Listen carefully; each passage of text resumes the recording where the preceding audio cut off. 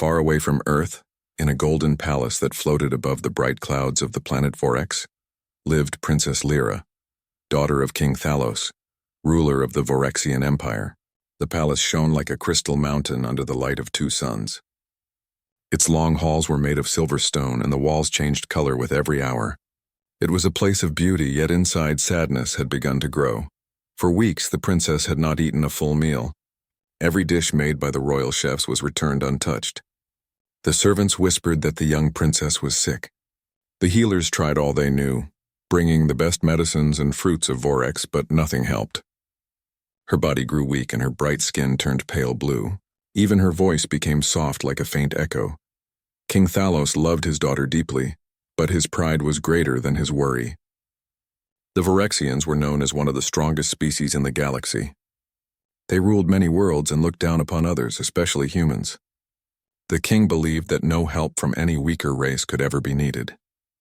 To him, Vorexian pride was everything. Each morning he stood by the window of the royal chamber, watching his daughter lying on the shining bed. Her eyes looked at the ceiling unfocused. Once she had been full of laughter and life, exploring gardens and painting the skies with color dust. Now she barely had the strength to move. "Father," she said one morning, her voice faint, "I do not know why my body feels so empty. Food tastes like dust. Even the air feels heavy." King Thalos placed his hand on her shoulder. "You will be well, my child. The healers will find the cure. You are strong, like your ancestors." But inside his heart, fear was beginning to grow. The royal healers tried again that day. They brought a plate of shining blue fruit called silberries, which were said to restore energy. Lyra took one bite, but the taste made her stomach twist. She pushed the plate away.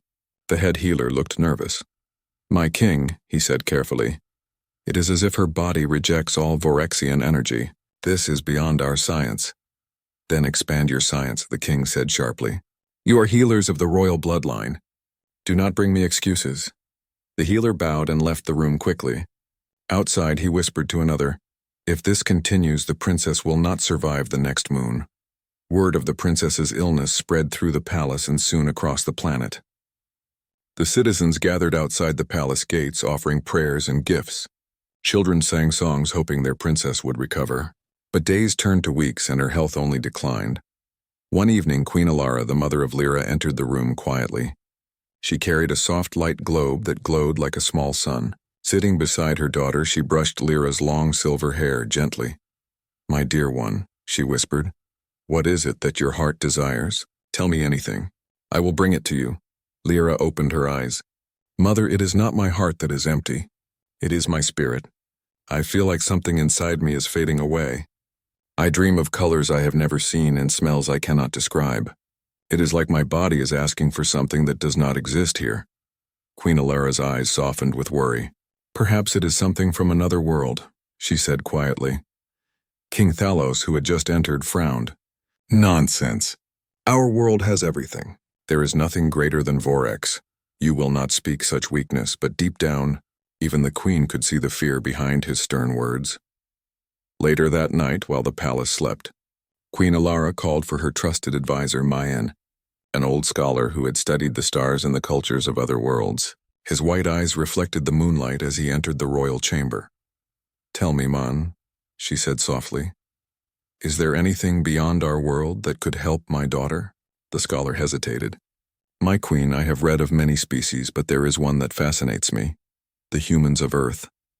Their bodies are fragile, their technology less advanced, but their creativity and emotions are powerful. Their food is known to bring comfort not only to the body but also to the soul." "Human food," she repeated. "Can it heal?" "Perhaps not in science," Man said, "but in spirit. There are many stories of how humans use their meals to share warmth, love, and hope. Maybe that is what the princess needs, something that touches her spirit." Queen Alara thought deeply. "But the king will never allow such a thing. He would rather watch her fade than admit we need help." "Then we must act carefully," Man said. "There is a trading station orbiting our planet. Humans pass through there often. I could send a messenger quietly to seek one who can prepare such food." The queen nodded slowly. "Do it. For my daughter's life, I will take that risk." The next morning, the royal hall was tense. The king had ordered another ceremony to pray to the ancestral spirits. The nobles gathered, all dressed in glowing robes, their voices echoing through the high dome. But while the king's words filled the hall, Queen Alara's thoughts were far away, waiting for the messenger who had already left the palace in secret. Princess Lyra lay quietly in her room. The window was open and a gentle wind touched her face. She could hear the faint sound of the city below, airships passing, children's laughter, and the songs of the market. For a moment she imagined herself walking among the people again, but her body was too weak to even rise from bed. By the third sun cycle, the messenger returned. He entered the queen's chamber quietly. "My queen," he said, "I found one. A human who cooks with his own hands, not with machines. His name is Milan. He lives on the trade station near the outer ring." "Did he agree to help?" she asked quickly. "He did. He said he will bring food that carries warmth of earth. He will come within one rotation." The queen's eyes filled with relief. "Good. Bring him here as soon as possible. No one must know except us and the healer Mayan. But secrets do not remain hidden for long in a palace filled with curious eyes." The head of the royal guards overheard the queen's quiet conversation and carried the news to King Thalos. The king's face darkened as he listened. "You invited a human into my palace?" he thundered. "Do you know how low their kind is compared to us?" The queen stood firm. "I know only that our daughter is dying and your pride will not save her." The king's anger burned, but he could not deny the truth. He turned away, his voice lower. "If this human fails, it will be the last insult I allow." That night Lyra dreamed again, but this time the dream was different. She saw a strange world filled with blue skies and green lands. The air smelled of warmth and spice. In her dream, she saw small flames cooking food, people laughing together, and a man stirring a pot while humming a tune. When she woke up, tears filled her eyes, though she did not know why. Meanwhile, across the black space above Vorx, a small human transport ship moved quietly toward the planet. Inside it, Milan, a young cook with calm eyes, checked his supplies. He had no idea why a royal family wanted a human meal, but he packed his best ingredients: fresh vegetables from hydro farms, soft bread, a few fruits and spices that carried the smell of home. Back on Vorx, the palace was being prepared. Servants polished the silver floors, unaware of the guest who was about to arrive. The guards set a landing zone at the edge of the palace, their weapons ready, their expressions cold. The king sat on his throne, waiting to see what kind of creature dared to bring earthly delight into his royal court. As the ship descended through the glowing clouds, the people of the city looked up, surprised. A human had not visited the royal palace in many generations. Some pointed and whispered, others cheered quietly, hoping for a miracle. Inside her room, Princess Lyra felt something she had not felt in weeks, a spark of curiosity. She looked toward the window as the ship appeared in the sky. Her weak lips curved into the smallest smile. "Maybe," she whispered to herself, "something new has finally come." Outside, the ship landed gently on the golden platform. The guards surrounded it with caution. The doors opened with a soft hiss and Milan stepped out, carrying a small container in his hands. His eyes were filled with wonder as he looked at the palace of shining crystal and light. The guards stared at him silently. He looked so ordinary compared to them. No armor, no glowing skin, no royal air. Yet there was calm confidence in his eyes. He bowed respectfully. "I am Milan from Earth," he said simply. "I heard someone here needs food made with heart." The royal guard said nothing. They only led him through the grand halls, where alien paintings glowed with soft colors and energy flowed through the walls like light rivers. Every step echoed in the vast silence of the palace. At last the doors to the royal hall opened. King Thalos sat on his throne, his presence tall and powerful. Beside him stood Queen Alara, her face gentle but firm. Milan stepped forward, feeling the weight of their gaze.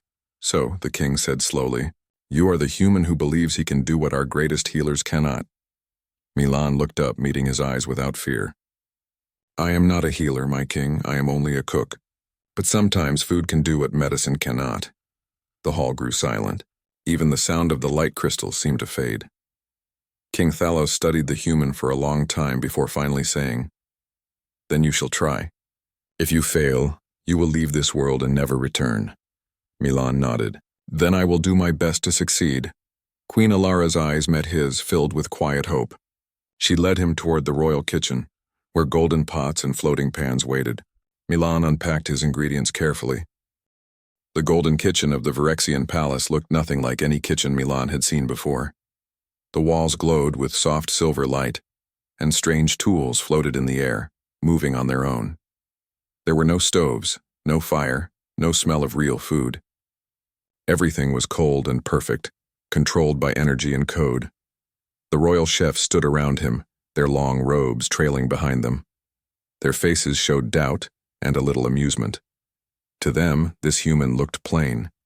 He carried no shining tools, only a small box with simple ingredients. One of the chefs, a tall alien named Reiner, spoke first. "Human, our princess has eaten the finest meals in the galaxy. Nothing pleases her. What can you possibly offer?" Milan looked at the floating pans and smiled calmly. "I will not use your machines. I will cook the human way. I only need fire, water, and time." The chefs exchanged surprised looks. Fire was rarely used in their world. It was considered primitive and dangerous. But Queen Alara, who had entered quietly, nodded. "Give him what he needs. No one will disturb him." The alien cooks obeyed. They brought him a small heat crystal, which could be adjusted to create warmth like flame. Milan knelt beside it, his hands moving with care. From his box, he took a few vegetables, grains of rice, and dried herbs. The aliens watched curiously as he washed the ingredients himself.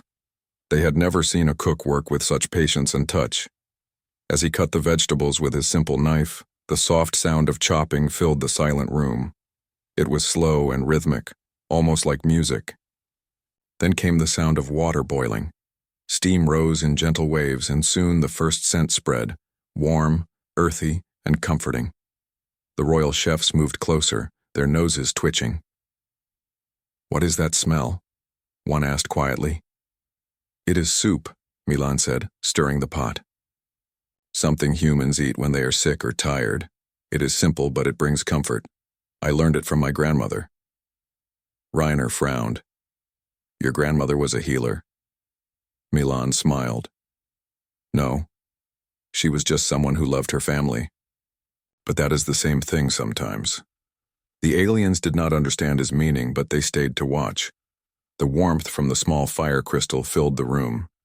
For the first time in the royal kitchen, there was not only light, but life. Queen Alara stood near the doorway, breathing in the air slowly. "This smell," she whispered. "It feels alive." Milan nodded. "That is the magic of real food.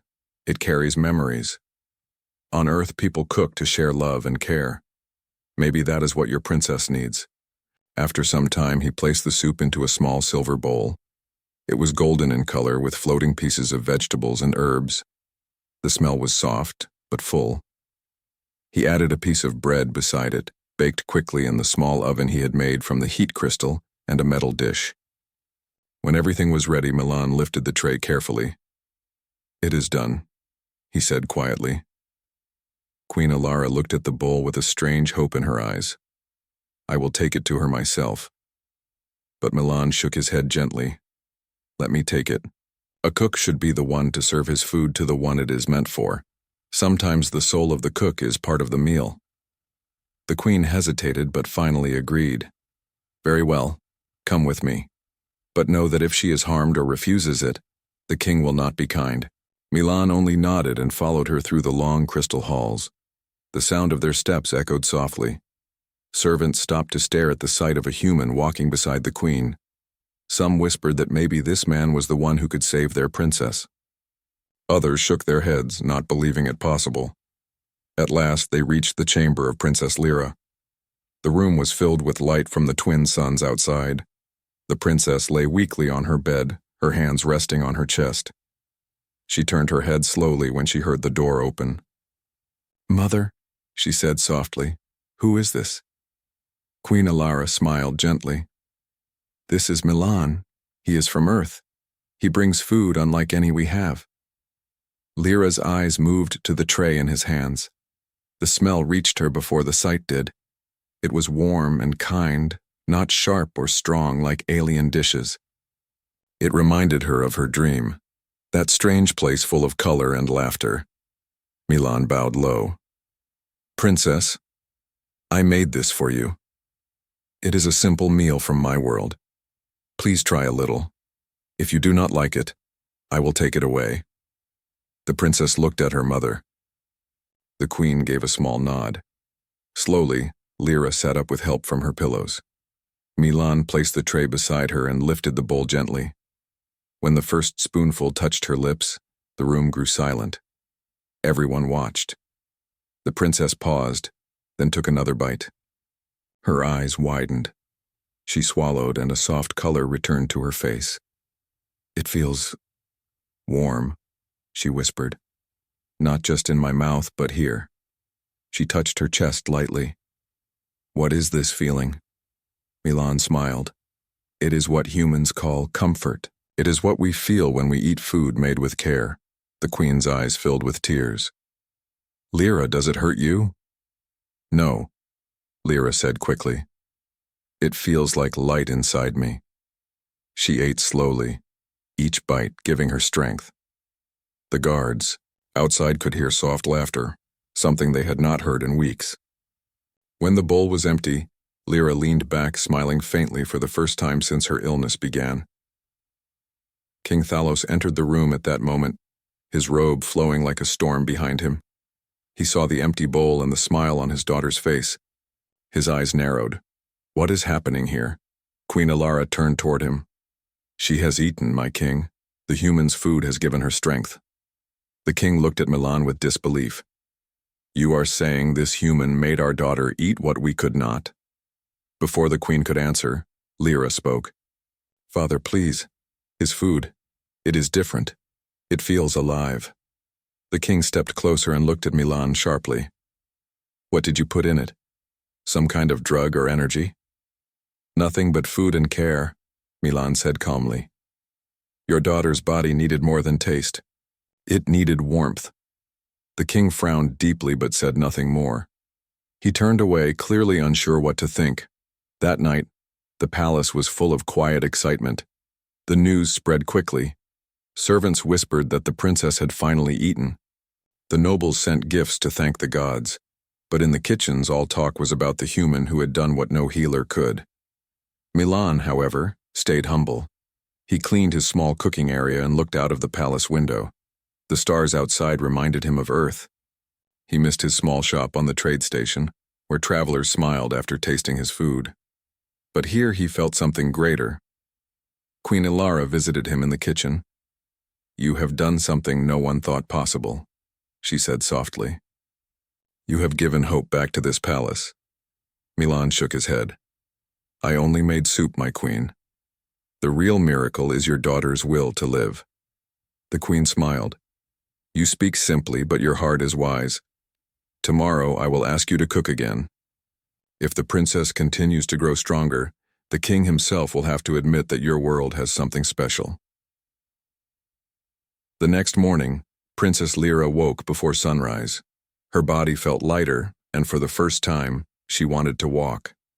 With help from her maid, she went to the balcony and looked at the twin suns rising. The air smelled sweet, as if the world itself had changed. When she saw Milan passing below, carrying his box of ingredients again, she called softly, Milan. He looked up and smiled.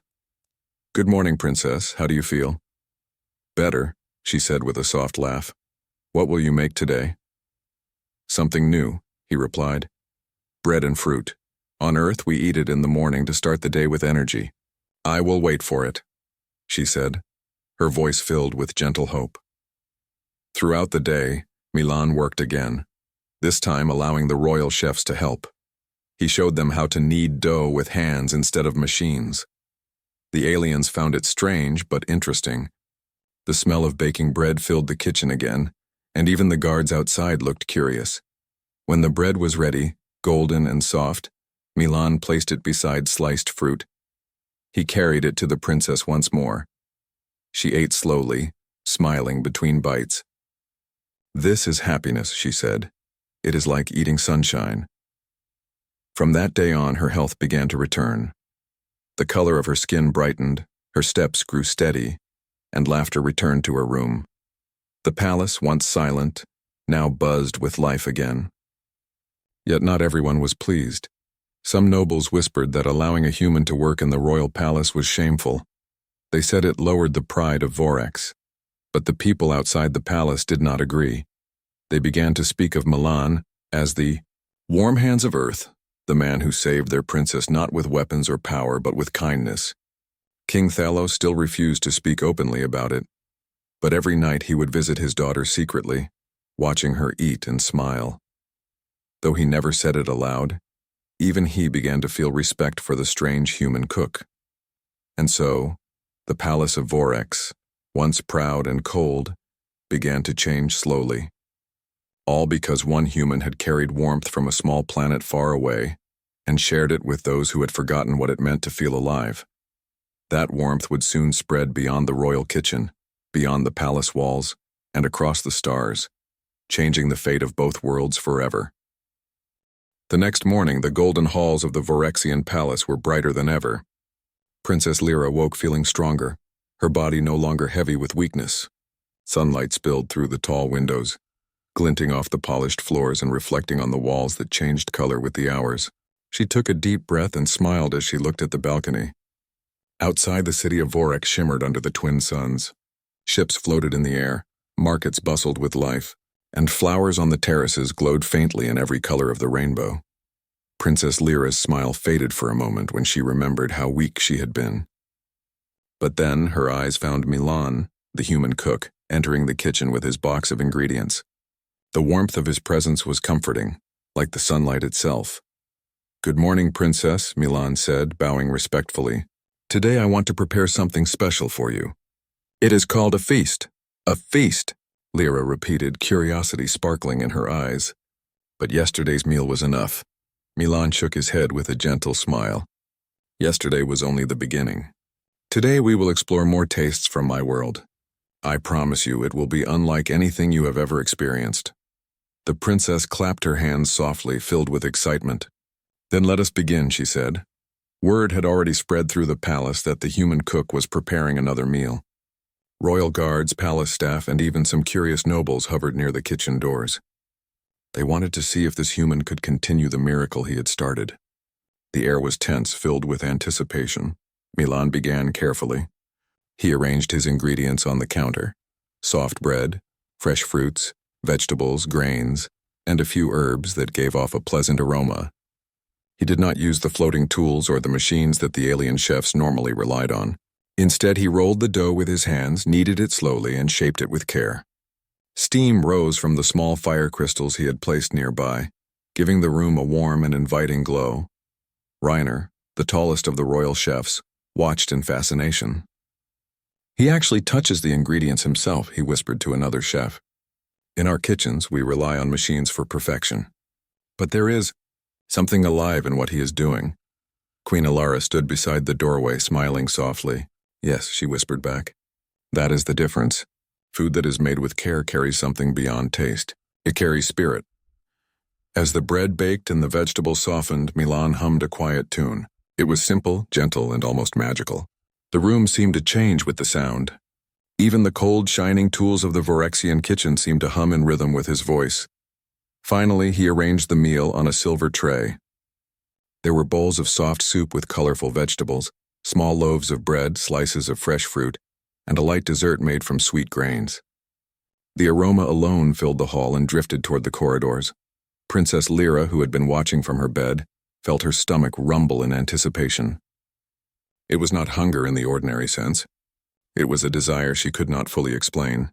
She leaned forward, eager to taste the feast. Milan entered her room carefully, carrying the tray.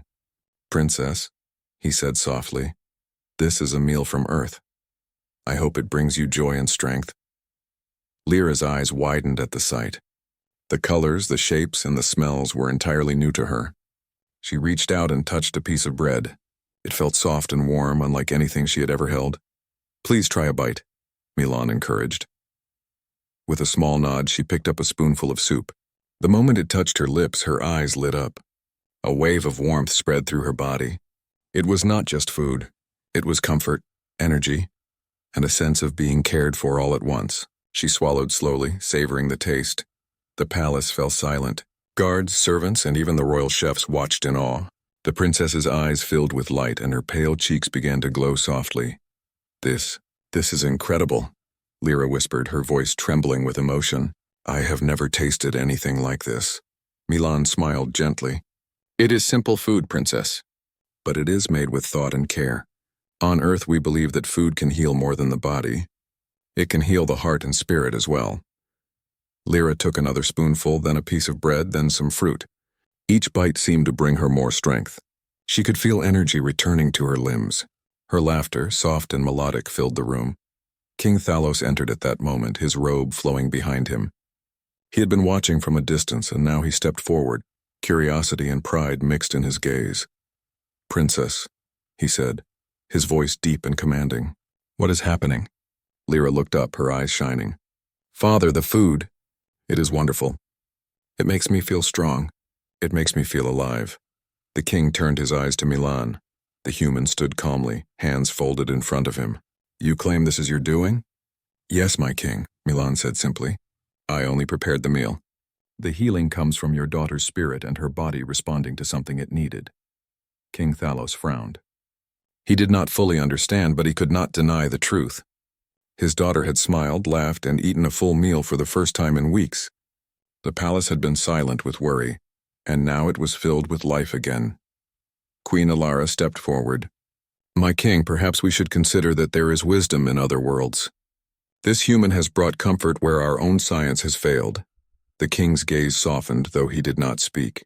He was a proud ruler, and admitting that humans could help was difficult. But he could see the proof in his daughter's glowing cheeks and sparkling eyes. Milan continued to serve, explaining each part of the meal. "The bread is soft, so it is easy to digest. The soup warms the body and gives strength. The fruit provides natural sweetness and energy. On Earth, we eat these together to begin the day well." Princess Lyra listened intently, fascinated. "You make it sound like magic," she said. "It is not magic," Milan replied. "It is care. A person's energy, their thought, their intention, goes into the food. That is what you are tasting." The royal chefs whispered among themselves. Some shook their heads in disbelief. Others leaned closer, trying to understand. This human, so small and ordinary in appearance, was teaching them something they had never known. After the meal, Lyra felt strong enough to stand. She walked to the balcony, supported lightly by her mother. The twin suns shone on her hair, and for the first time in weeks she felt the warmth of life returning fully. King Thalos followed her to the balcony, standing silently. He watched as his daughter breathed deeply, enjoying the simple pleasure of the air, the sun, and the new strength in her body. "My daughter," he said finally, his voice softer than usual. "You look, well, truly well." Lyra turned to him, smiling. "Father, it is thanks to Milan. He brought something new, something alive into my body and spirit." The king's eyes met Milan's. There was still caution there, but also a spark of respect. "You are a human," he said slowly, "and yet you have done what none of my people could. I will not forget this." Milan bowed again. "I do not ask for recognition, my king, I only wish to help." That evening, the palace buzzed with quiet excitement. The servants spoke of the human miracle in hushed tones. The nobles whispered about the strange new energy that Milan had brought into the palace. Even the guards, who had once viewed humans as weak and unworthy, began to talk about the warmth and life that he had returned. Princess Lyra, lying in her bed later, felt a new curiosity awaken in her heart. She wanted to know more about this human world, about Earth and its strange people and flavors. She wanted to learn from Milan, not just about food, but about the life and care that came with it. Milan, meanwhile, cleaned his small kitchen area. He was tired from the long day, but filled with quiet satisfaction. The palace was a place of grandeur and cold perfection, but in its heart he had brought something real and alive. That simple act of cooking had created a bridge between worlds. Queen Alara visited him once more. "Milan, you have done more than feed a princess. You have reminded this palace what it means to care, to share, to live. The king may not say it, but even he feels it." Milan shook his head. "I only cooked food, my queen. The princess's will, her courage, is what brings life back." "I am only a helper," the queen smiled softly. "Sometimes helpers change the world." As night fell over Vorex, the stars shone brighter than ever. Milan looked out of the kitchen window, imagining the earth far away. Somehow it seemed closer now. The warmth he had brought was not just in the princess, but in the palace itself. He knew that tomorrow would bring new challenges, new dishes, and new lessons. Not only for the aliens, but for himself. And somewhere in the palace, Princess Lyra dreamed again, this time of a world full of flavor, laughter, and hope. A world she had never seen, but one she longed to understand, guided by the kindness of a human cook. The palace of Vorex had begun to change, slowly and quietly, as one simple act of care spread like sunlight into every corner. The morning sun rose over the floating palace of Vorex, casting a golden glow on the tall towers and polished floors. Inside, Princess Lyra woke feeling stronger than she had in weeks. She stretched her arms, feeling warmth and energy spreading through her body. Her eyes sparkled as she looked at the city below. Life was stirring everywhere. Ships moved gracefully between towers, lights shimmered from the marketplaces, and the gardens glowed with soft colors. Lyra's thoughts immediately turned to Milan. The human cook had changed her life with his meals, giving her strength and comfort she had never known. She rose from her bed and moved to the balcony, thinking about the day ahead. She wanted to see him and perhaps learn more about the strange world he came from. In the kitchen, Milan was already busy. He had brought more ingredients from the trade station, including fresh vegetables, grains, and fruits. Today, he wanted to try something more ambitious, a full meal combining Earth recipes with a few Vorexian elements he had observed. The royal chefs gathered around, watching carefully. Some were skeptical, others curious, but all were silent as he worked. Milan's movements were precise but gentle. He chopped, stirred, and mixed ingredients by hand, explaining each step softly. The key, he said, is not speed or perfection, it is care. Every movement should carry thought, warmth, and purpose. Food can heal if it is made with heart. Reiner, the head chef, whispered to a younger colleague, I have never seen such care in a kitchen before. He does not use machines, yet his hands make magic. Queen Alara watched from the doorway, smiling. That is because he understands something we often forget. Food is not only for the body, it is for the mind and soul as well. By midday, the meal was ready. There were bowls of hearty soup, bread filled with soft grains, roasted vegetables infused with subtle herbs, and sweet fruits arranged like jewels on the tray. The aroma filled the halls and drifted to the royal chamber. Even the guards outside paused to inhale the inviting scent. Princess Lyra entered the dining room with a steady walk, supported lightly by her mother. Milan greeted her with a warm smile. Good morning, Princess. Today I have prepared a feast that will give you strength and joy. The princess sat down eagerly. I am ready, she said softly, her eyes shining with excitement. Milan served each dish carefully. As Lyra tasted the first spoonful of soup, a soft smile spread across her face. Her eyes lit up and a warmth filled her chest. She looked at the bread and broke it into small pieces, tasting each with curiosity and delight. Every bite seemed to restore her energy. She could feel life returning to her limbs and strength flowing into her body. The royal chefs watched in amazement. They had prepared countless feasts for the princess before, yet none had worked. And now, this human, with only simple ingredients and hands filled with care, had accomplished what they could not. This is extraordinary, whispered Reiner. How can simple food do this? Queen Alara smiled. It is not just the food. It is the heart behind it. That is what humans carry in their cooking. As the meal continued, Princess Lyra laughed softly between bites. Her laughter, gentle and melodic, echoed through the chamber. It was a sound that had been missing for weeks, and it warmed the hearts of all who heard it. Even King Thalos, who had been observing quietly from the doorway, felt a strange emotion stir within him. Pride, relief, and a new respect blended together. After the meal, Lyra spoke softly to Milan. I feel alive, stronger than I have in weeks. How can food do this? Milan shook his head. Food alone cannot. Your body needed more than nourishment. It needed care, warmth, and hope. That is what I bring with my meals. That is why you feel alive. The princess nodded slowly, her eyes thoughtful. I want to learn from you. I want to know how to bring this to others, not just to me. Milan smiled. Then you will need to practice, Princess. Cooking is not only about recipes. It is about patience, observation, and understanding the needs of others. Word of the princess's recovery spread quickly throughout the palace. Servants whispered in the corridors, and nobles discussed the strange new human cook who had changed the royal household. Some were skeptical, believing that relying on a human was shameful. Others were intrigued, wondering if there was more to humans than their size and appearance suggested. King Thalos, who had been silent for most of the day, finally approached Milan. His tall figure cast a shadow over the kitchen table. "Human," he said, his voice calm but firm. "You have done something remarkable. I do not fully understand it, yet the proof is here. My daughter is strong again. She eats, she smiles, she laughs. This is no small achievement." Milan bowed respectfully. "Thank you, my king, I am honored to serve." The king studied him for a long moment. "Your methods are unorthodox, but they are effective. Perhaps we have underestimated your world." The royal chefs and nobles in the kitchen exchanged surprised glances.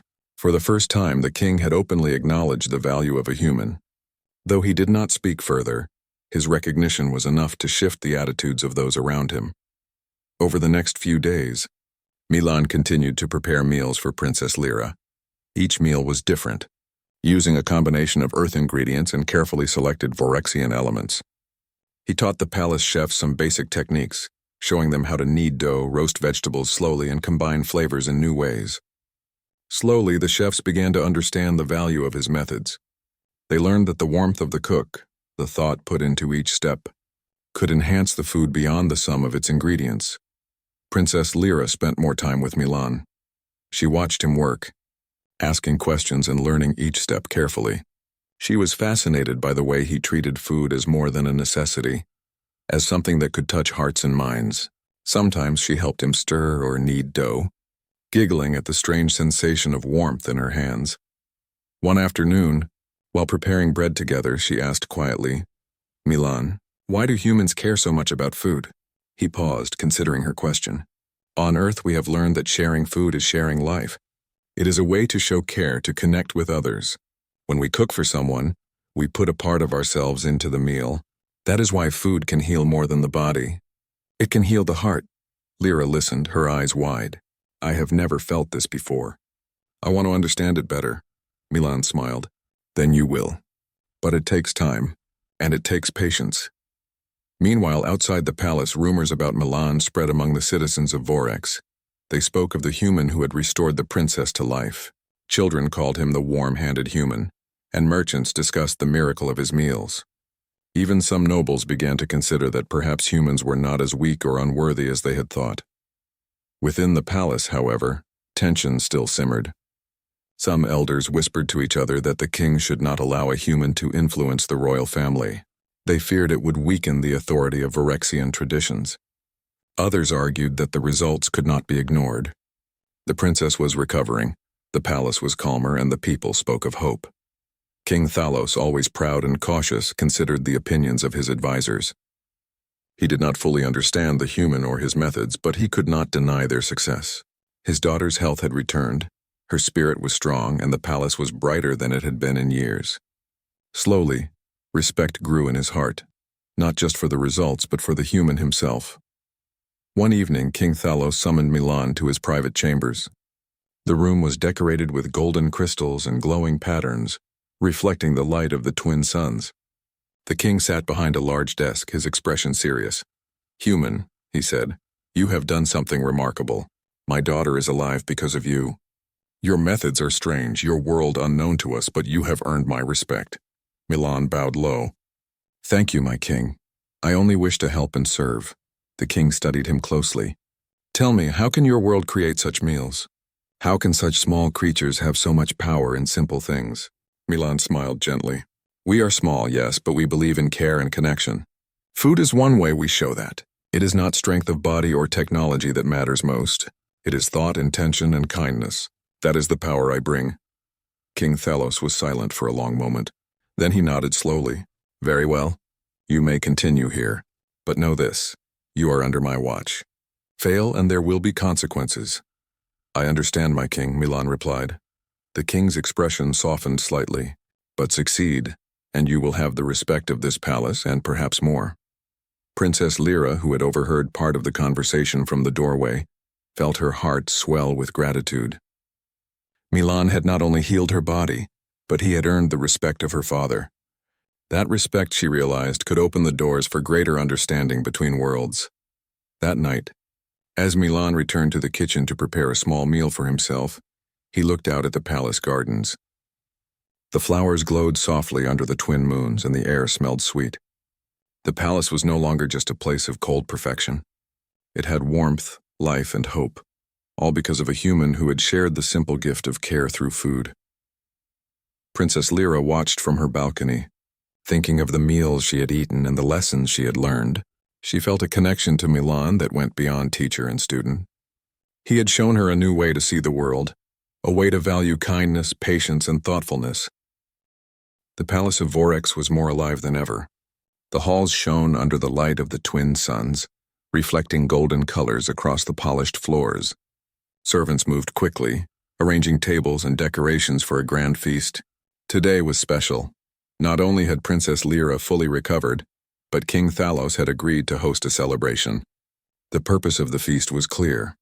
It was a public acknowledgement of the recovery of the princess and, quietly, the human who had made it possible. Princess Lyra stood in her room, dressed in a simple gown that shimmered with soft light. She felt excitement in her chest as she looked out at the palace below. She had never been part of a feast like this. Guests from across the planet were arriving. Nobles, scholars, and even ambassadors from distant worlds. Everyone had heard about the human who had saved the princess, and curiosity buzzed through the palace. She turned to Milan, who had just entered the room carrying a tray of ingredients. "Are you ready for the feast?" she asked, smiling. Milan nodded calmly. "I have prepared the meals. It will be unlike anything anyone has ever tasted here. The goal is not only to nourish, but to show the beauty of sharing food." Lyra's eyes sparkled. "Then let us begin. I want everyone to understand what you have taught me." The royal chefs followed Milan into the kitchen. He assigned tasks carefully, explaining each step. The soup must be stirred gently to preserve the warmth. Bread must be baked slowly so it stays soft, and the fruits should be arranged with care. The appearance of a meal is as important as its taste. It tells a story. The chefs listened and obeyed. They had learned from Milan over the past days that cooking was more than science or technique. It was about thought, patience, and connection. Today, they would show that even Vorexians could combine their skills with human warmth. Outside, the grand hall filled with guests. Long tables stretched across the room, glowing softly with light from the walls. Flowers and colors no Vorexian artist could replicate decorated the center of each table. The air smelled sweet, a mixture of herbs, fruits, and baked bread. Musicians played quiet melodies on strange instruments that floated in the air, their notes soft and harmonious.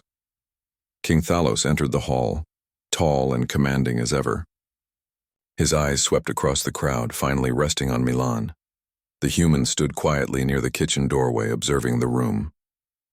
The king's expression was unreadable at first, but there was a spark of pride and acknowledgement. He had not openly praised a human before, but today he would do so in his own way. Princess Lyra stepped forward, her hands held gently in front of her. "Welcome, honored guests," she said. Her voice was soft but carried clearly through the hall.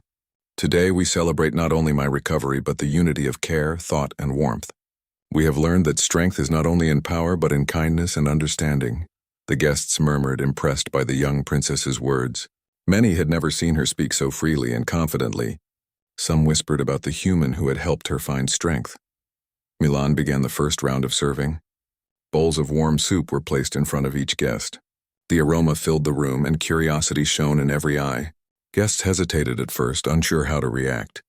But the first taste brought surprise and delight. The flavors were soft yet rich, warm yet energizing. A quiet harmony seemed to settle over the hall. Nobles who had doubted him before looked at Milan with new respect.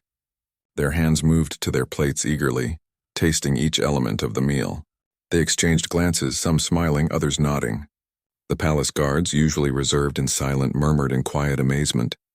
Princess Lyra watched from her place near her father. She smiled as she saw the joy on everyone's faces. For the first time, the palace felt alive, not because of its walls or power, but because of the simple act of sharing a meal made with care. King Thalos stepped forward and cleared his throat. The hall grew quiet instantly. His voice was deep and commanding. "Guests of Vorex," he said, Today we witnessed something rare. My daughter was weak and pale, unable to eat for weeks. Our finest healers could not restore her strength. Yet, thanks to a human from Earth, she now stands strong and healthy before us. The hall was silent. All eyes turned toward Milan. The human stood calmly, hands folded, waiting for the king to continue. This human, the king said, has shown that even small creatures from distant worlds can possess wisdom beyond our understanding. He has brought healing, strength, and joy through the simplest of acts, food made with care. Whispers of awe moved through the guests. Some bowed slightly to Milan, some stared in disbelief. A few even clapped softly, though tradition discouraged applause in formal feasts. Princess Lyra stepped forward and took Milan's hand gently. "Thank you," she said. "You did not just restore my body. You showed me the power of kindness, thought, and care. Today we celebrate not only life but the lessons you have brought to all of us." Milan bowed respectfully. "It is an honor to serve, Princess." "I only wish to help," the king nodded. "Let this feast be a reminder to all. Greatness does not come only from power or rank. It comes from thought, care, and action. Today we have learned that even the smallest hands can shape the greatest change." With that, the feast began in full. Bread was passed, fruits were shared, soup refilled, and laughter grew louder. The palace, once cold and quiet, filled with warmth and joy. The combination of Vorexian ingredients and Milan's earth methods created flavors no one had expected. Guests discovered new tastes, new sensations, and a sense of connection they had never known. Princess Lyra moved among the tables, speaking to guests, sharing her gratitude, and learning from their experiences. Milan stayed near the kitchen, ensuring every dish was perfect. The royal chefs worked alongside him, eager to show what they had learned. They combined their techniques with his methods, creating dishes that were greater than the sum of their parts. Outside the palace, the citizens of Vorex watched the lights and smelled the faint aroma of the feast carried on the breeze. They whispered to each other, speaking of the human who had changed the royal household. Children imagined what Earth must be like, dreaming of warmth, laughter, and simple joy. As the sun set and the twin moons rose, the feast continued. Guests ate slowly, savoring every bite, talking, laughing, and sharing stories. Even those who had doubted humans began to understand that there was something extraordinary about Milan's ways. They saw that true greatness was not only in strength or rank, but in thought, care, and the ability to share life with others.